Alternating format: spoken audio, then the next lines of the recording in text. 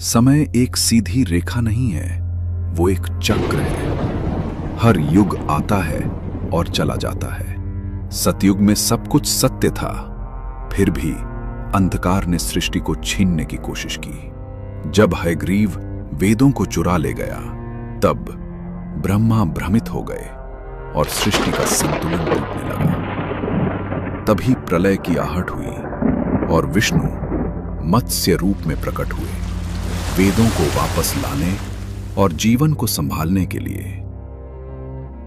देवता और दानव अमृत की खोज में समुद्र मंथन कर रहे थे, लेकिन मंदराचल पर्वत डूबने लगा। तब विष्णु ने कूर्म रूप धारण किया और पर्वत को अपनी पीठ पर थाम लिया। हिरण्याक्ष ने पृथ्वी को पाताल में खींच लिया था। तब विष्णु वराह बने और धरती को बाहर निकाला।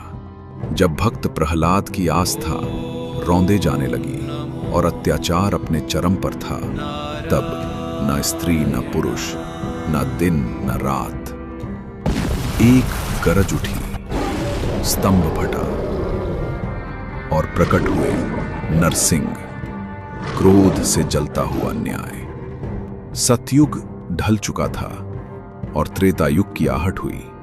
अब बढ़ा राजाओं का युग, साथ ही आया उनका घमंड। बलि राजा न्यायप्रिय थे, लेकिन उनका अभिमान आकाश छूने लगा था। तभी आया एक छोटा ब्राह्मण बालक, विष्णु स्वयं, वामन रूप में, जिसने 3 पगों में उसका सारा साम्राज्य समेट लिया। जब क्षत्रियों ने अपना धर्म बुला दिया, तब उठी एक चिंगारी, परशुराम, ऋषि लेकिन योद्धा, जिन्होंने अन्याय को शस्त्र से उत्तर दिया।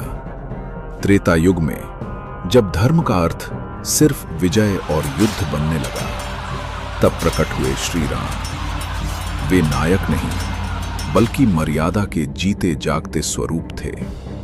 राम ने सिखाया, धर्म का मार्ग प्रेम, त्याग और करुणा से होकर गुजरता है।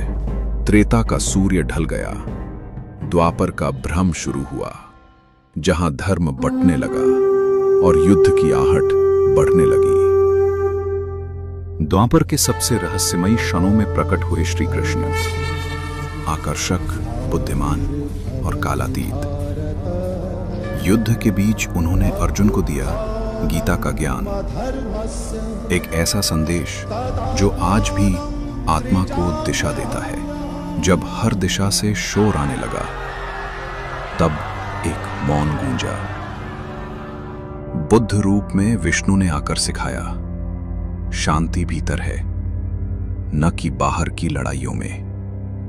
अब शुरू होता है कलयुग, जहां भ्रम है, लालच है और सत्य सबसे कठिन रास्ता बन चुका है।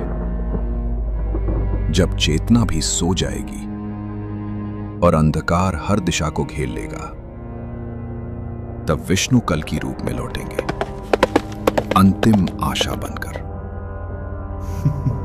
ये सिर्फ कहानियां नहीं है, ये चेतावनियां हैं।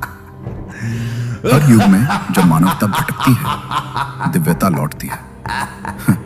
शायद हम उसी मोड़ पे खड़े हैं, फिर से एक अवतार की प्रतीक्षा में। अगर आप भी इन कहानियों में सत्य की झलक देखते हैं, तो इस यात्रा में हमारे